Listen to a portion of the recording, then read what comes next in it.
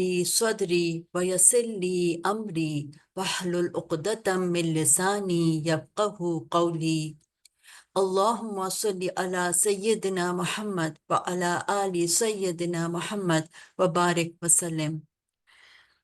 Assalamu alaikum wa rahmatullahi wa barakatuhu. Welcome to the 11th session of Sacred Link, in which we learn about how to make our du'as more meaningful. In our last class, we talked about the connection between durood and dua and discussed its importance and benefits and how it aids in getting our duas accepted. Today, we will dive deeper and learn about how can we increase the chances of getting our duas accepted by calling out to Allah subhanahu wa ta'ala by using His beautiful names. The beautiful names of Allah subhanahu wa ta'ala is a truly enriching topic, delving into the very essence of our Creator and how we connect with Him. Think of each name as a facet of a brilliant diamond, each reflecting a unique aspect of His perfection and majesty. Calling upon Allah subhanahu wa ta'ala by these names isn't just about recitation. It's about understanding, internalizing, and drawing closer to Him subhanahu wa ta'ala. Of the greatest gifts that Allah subhanahu wa ta'ala has given us is not just the access we have to Him, but the fact that He has told us so much about Himself so that we could interact with Him in such a personal way. The Quran itself emphasizes the importance of this practice. Allah subhanahu wa ta'ala says in Surah Al-Araf, verse 180, وَلِلَّهِ الْأَسْمَاءُ الْحُسْنَى فَادْعُوهُ بِهَا. Allah has the most beautiful names, so call upon Him by them. Let's reflect on the beautiful idea that each of Allah's names, drawn from the Quran and Sunnah, offer a unique lens through which we can understand and connect with the divine. It's like each name unlocks a different facet of Allah's infinite being, providing a multitude of ways to approach Him. It's truly humbling to consider that while we have access to many of Allah's names, revealing His profound attributes, there are also names that remain unknown to us, residing in the unseen realm. This highlights the vastness of Allah subhanahu wa ta'ala that surpasses our comprehension. Allah subhanahu wa ta'ala is actually beyond our understanding. Yet He has given us enough knowledge through His revealed names to know, worship, and call upon Him in a meaningful way. Consider the concept of Allah's mercy, Rahmah. This brings a set of limited images to our minds. The Prophet ﷺ's teachings that all the mercy we witness in this world is just a fraction, only one part of Allah's total mercy, with the vast remainder, that is 99 parts, are reserved for the day of judgment. This idea is awe-inspiring and mind-blowing. While we can't fully grasp the depth, the scope, or the intensity of this boundless mercy, knowing this allows us to turn to Allah subhanahu wa ta'ala, especially when we are hurting, wounded either physically, emotionally, or spiritually, addressing Him as Ar-Rahman, the most compassionate, confident in His ability to heal and restore us. The richness and variety within Allah subhanahu wa ta'ala's names mean that each one carries a specific weight and dimension.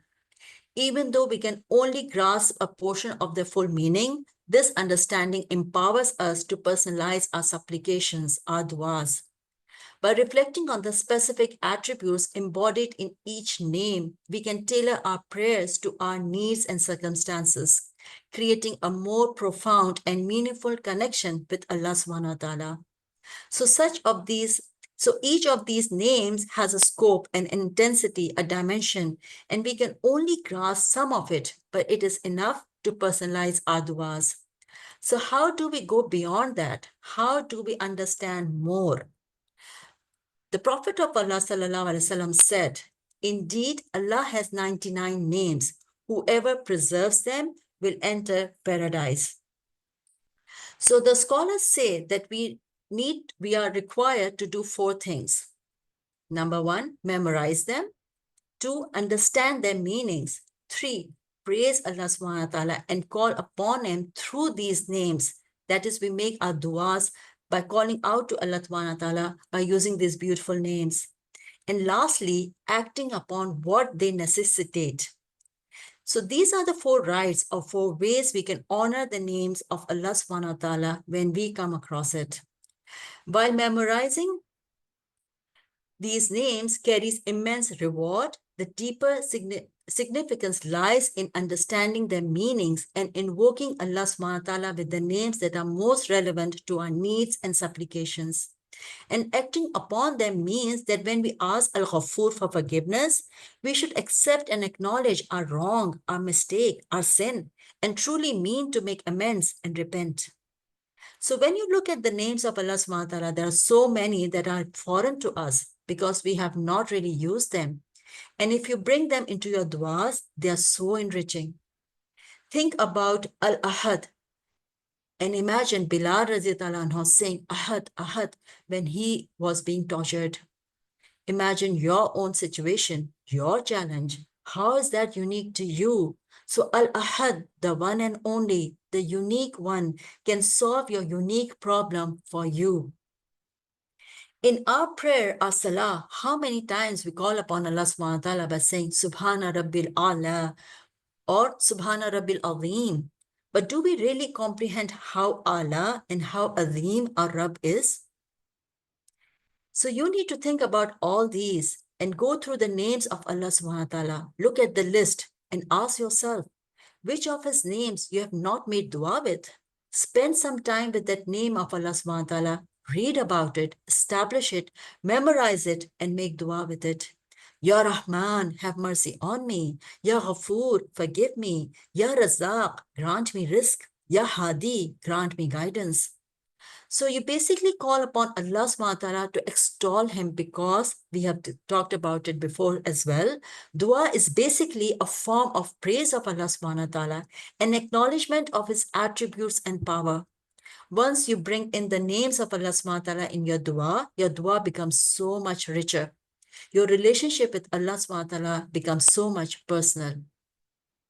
And from the names, you can start pulling out the attributes of Allah subhanahu wa ta'ala and extol Him. Ya Sami, you are the hearer of all du'as. Ya Aziz, you are the most powerful and have power over all matters. So create ease in my matters.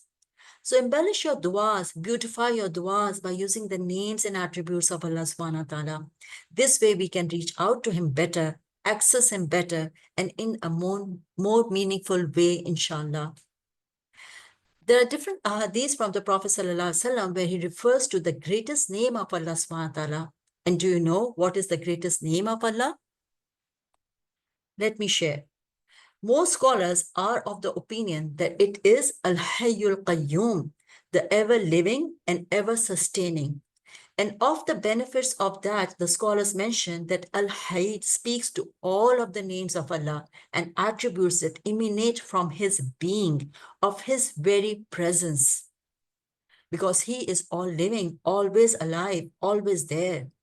Al-Qayyum, sustaining one, refers to all of the names and attributes of Allah that are with His doing, His actions. That He is ever present, ever doing. So all of His names have their roots in these two, Al-Hayy, Al-Qayyum. The Prophet ﷺ also said, supplicate frequently with Ya Dhal Jalali wal Ikram, O Lord of Majesty and Honor. So now let's learn today's dua that includes these great names of Allah subhanahu wa ta'ala, Al-Hayyul Qayyum and Dhul Jalali wal Ikram. Anas bin Malik radhiyallahu anhu narrated, I was sitting with the Messenger of Allah sallallahu alaihi wasallam, and a man was offering prayers. He then made a supplication. Allahumma inni as'aluka bi anna lakal hamd, la ilaha illa ant, al-mannanu badi'us samawati wal ard, ya dhal jalali wal ikram, ya hayyu ya qayyum. The Prophet ﷺ then said, he has supplicated to Allah subhanahu wa ta'ala using His greatest name. When supplicated by this name, He answers. And when asked by this name, He grants. So by calling out to Allah subhanahu wa ta'ala in this manner, you can just add whatever you want desire, or are in need of, and inshallah, it will be granted as long as it is not a sinful wish or breaking of family ties. Now let's read the dua with its translation. Allahumma inni as'aluka bi anna lakal hamd la ilaha illa ant al-mannanu badi'us samawati wal ard ya dhal jalali wal ikram ya hayyu ya qayyum. O Allah, indeed, I ask you because for you is all praise. There is no true deity except you, the benefactor, the originator of the heavens and the earth, O possessor of majesty and splendor, O ever-living, O self-subsistent.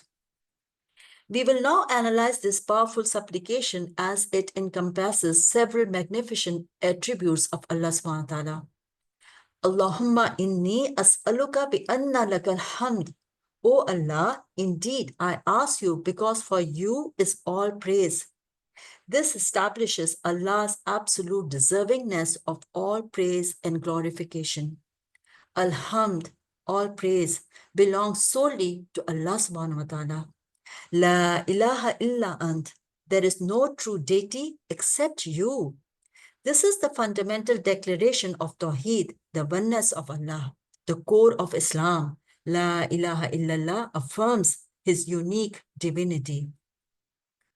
Al-Mannanu Badi'u Samawati wal Ard, the benefactor, the originator of the heavens and the earth. Here we invoke Allah subhanahu wa ta'ala by two of his beautiful names, Al-Mannan, the benefactor, the one who bestows countless favors and blessings upon without any obligation. Allah subhanahu wa ta'ala does not owe us anything. He does not need to please or impress us. Yet he showers us with his blessings.